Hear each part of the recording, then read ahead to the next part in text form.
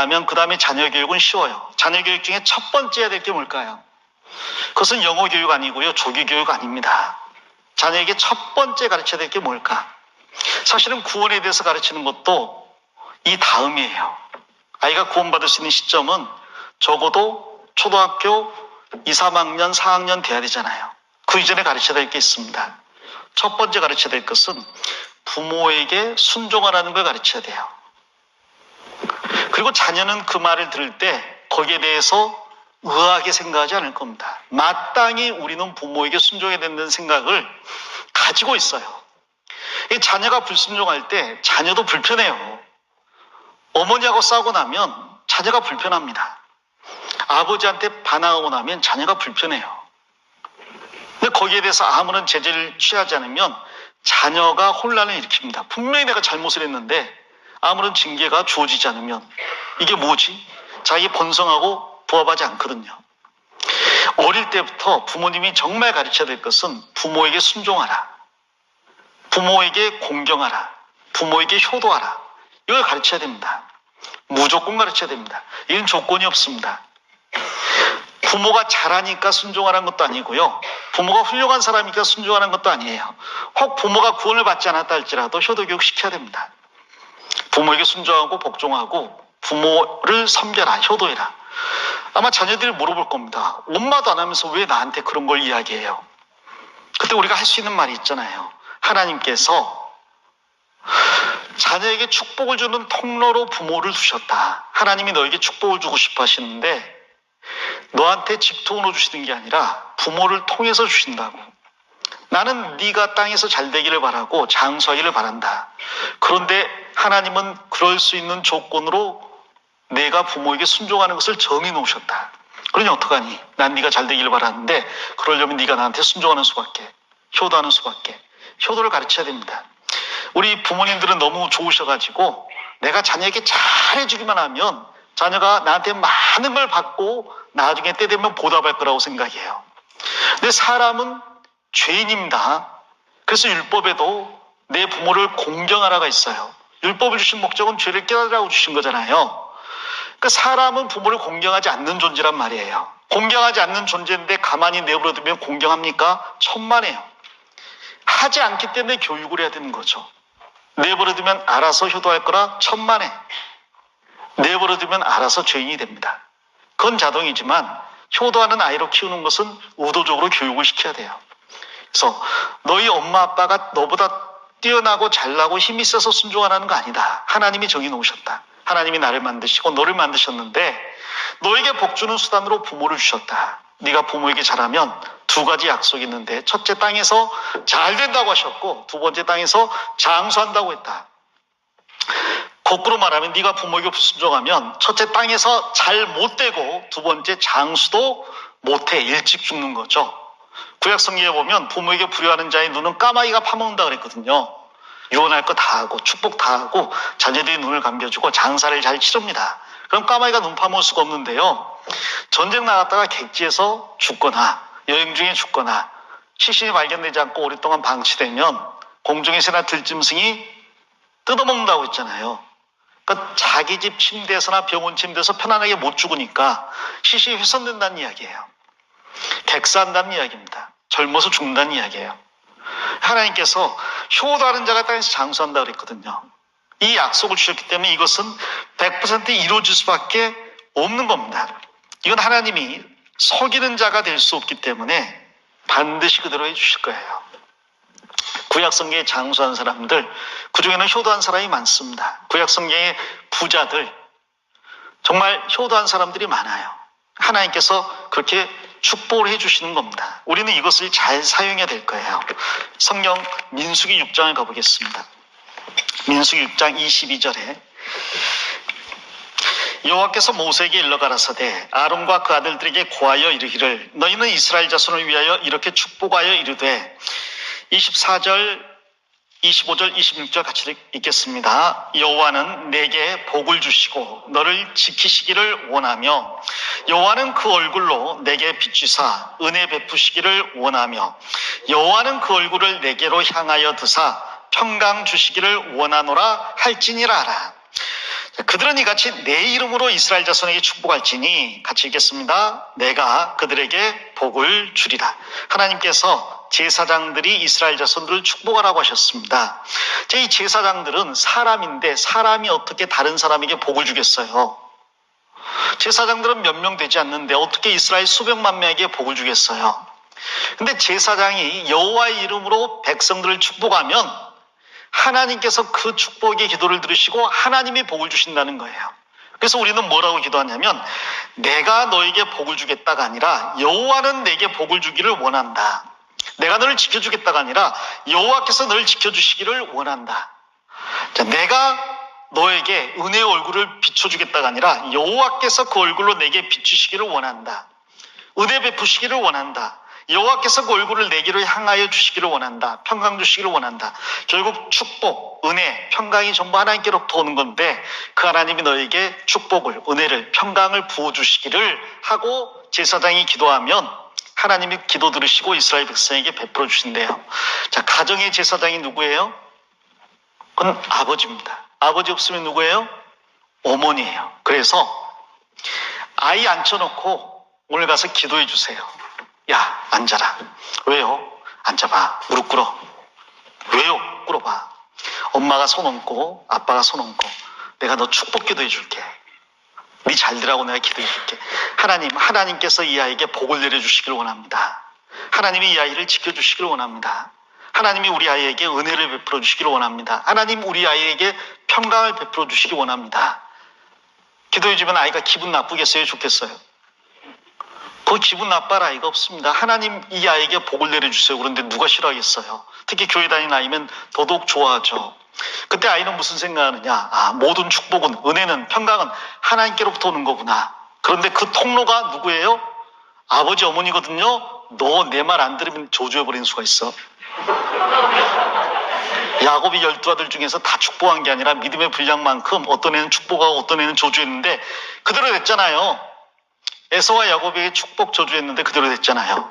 너 내 말 안 들어봐. 내가 알아서 저주해 줄게. 그런 것이 좋은 것 같아요. 사실 우리 부모님들은 효도하게 하려고 땅 한 평 숨겨놔요. 나에게 효도한 놈한테 이거 줄 거야. 그러지 마시고 너희들이 하는 그대로 내가 하나님께 기도할 거야. 물론 너희들이 잘 되기를 원하기 때문에 나는 너희들에게 잘 되게 해달라고 하나님께 기도하겠지만, 너희가 그런 축복을 받을 자격이 없다면 내가 그렇게 기도한다고 하나님이 들으시겠냐. 그래서 항상 축복 기도해주면 좋아요.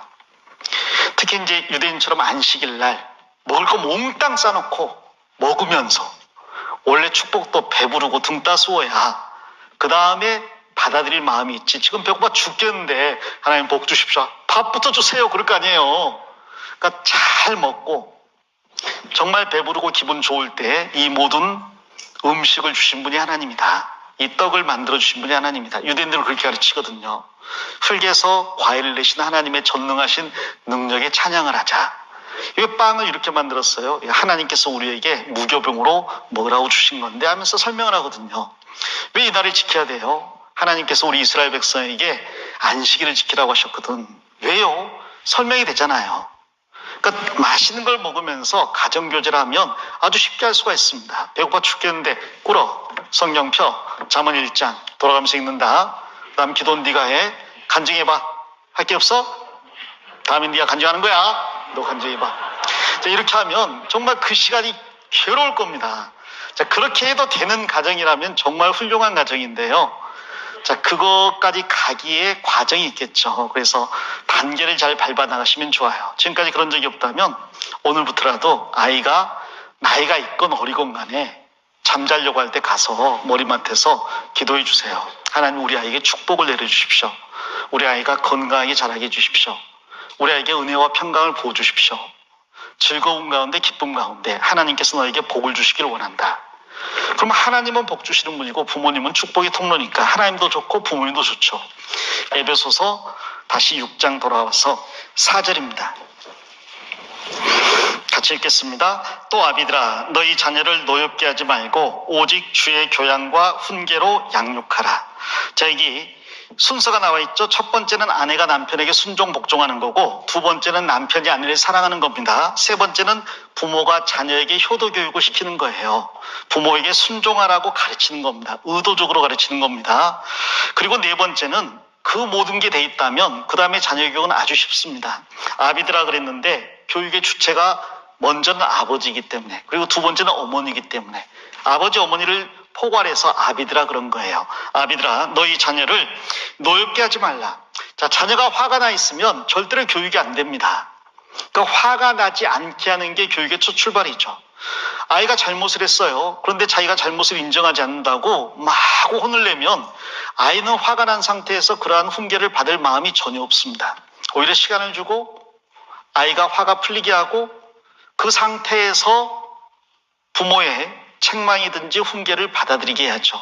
노엽게 하지 말라 그랬는데 노엽게 할 수 있는 여건이 많을 거예요. 요셉의 가정처럼 편애한다든지, 혹은 무관심한다든지, 혹은 지나친 기대를 한다든지, 혹은 부모가 못다 이룬 욕심을 자녀를 통해 이루게 하려고 한다든지, 혹은 다른 집 아이와 비교하려고 한다든지, 존재하지 않는 신화 속의 아들 있잖아요. 우리 옆집 아들 이야기.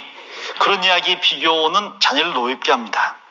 그런 이야기 하지 말고 자녀가 노엽지 않은 상태에서, 즉 평정심이 있거나 적어도 기분이 좋을 때, 그때에 두 가지를 하라고 했어요. 첫 번째는 주의 교양으로 양육하라고. 주의 교양은 교리를 말해요.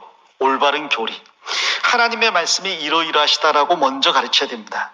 이게 기준인데 기준이 없이 그 기준을 따르지 않았다고 훈계할 수 없잖아요. 선악과는 먹지 말라는 말씀을 하나님이 안 하셨다면 선악과 먹었다고 책망을 할 수가 없는 거예요. 기준을 정해놔야죠. 자, 우리 집은 아무리 늦어도 밤 11시 이전에 들어오는 게 기준이야. 혹시 그 이후에 들어올 상황이면 반드시 아버지에게 전화를 해야 된다. 그렇게 정해놓는 건 괜찮은데 그런 거 안 정해놓고 왜 이렇게 늦게 들어왔어? 앉아봐 해가지고 혼내면 아이가 화가 날 수밖에 없죠. 혹은 일찍 들어와. 그러니까 11시 들어오니까 왜 이렇게 늦게 들어와? 다른 애들은 12시에 들어갔는데 난 11시에 들어왔거든. 일찍 왔거든. 기준이 모호하잖아요. 그게 아니라 정확한 기준을 정해야 됩니다. 그렇다고 해서 우리 집이 지켜야 될 시무 28조에 28가지 쭉 적어놓고 이거 다 외우고 지켜야 돼. 그럼 죽어요.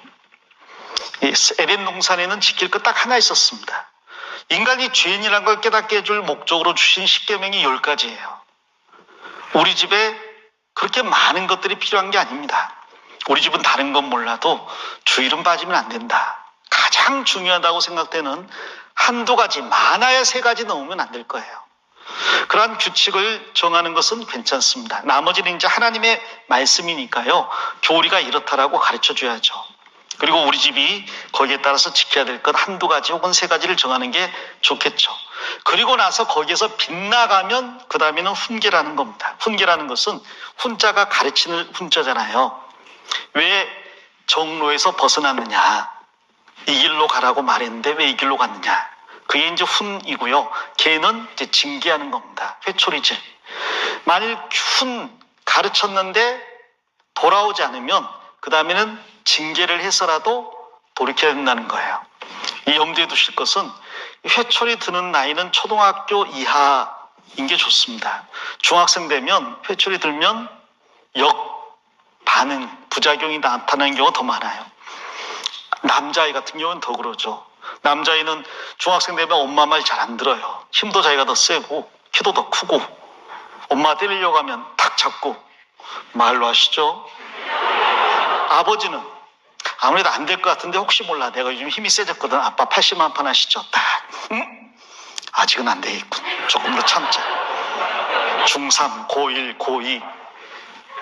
자, 그러니까 그때 가서 훈계하려고 하는 것은 그 어리석은 일이 될 수 있습니다. 여러분 칭찬은 고래를 춤추게 한다는 책 아시잖아요. 거기에 고래가 범고래예요. 지상에 있는 지상 그리고 수중에 있는 모든 동물 합쳐서 제일 센 게 범고래거든요. 그 범고래 훈련시키겠다고 조련사가 범고래 때리면 그 다음 같이 수영장에 있을 때 잡아먹힌대요. 그럼 자기보다 힘센 범고래를 어떻게 춤추게 만드느냐. 그래서 잘못하는 것에는 무관심하고 잘한 것에 과도하게 칭찬해 준대요. 잘한 것에 과도하게.